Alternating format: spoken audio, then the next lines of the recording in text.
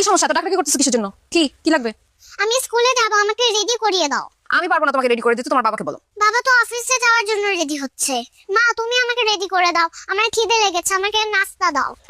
আমি কি এবারে কাজের বউ আছে তোমাকে নাস্তা বানিয়ে দেব? খবরদার, আমাকে কোনোদিন নাস্তা বানিয়ে খাওয়াতে বলবে না। কি ব্যাপার নাদিয়া, তুমি আশার সাথে এরকম চিল্লাচিল্লি করছো কেন? তো কি করবো এখন আমি? তোমার মেয়েকে কি মাথায় তুলে নাচবো? ওর কত বড় সাহস, ও আমাকে বলে নাস্তা বানিয়ে খাওয়াতে। আরে তুমি আশার মা, আশা তোমার কাছে নাস্তা চাইবে না তো কার কাছে চাইবে?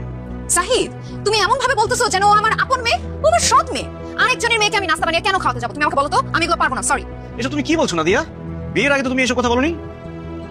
বিয়ের আগে তুমি বলেছো ওকে মায়ের মতো ভালোবাসবে, কোনোদিন ওকে মায়ের অভাব বুঝতে দিবে না। এখন বিয়ে হতে না হতে তুমি এসব কি বলছো?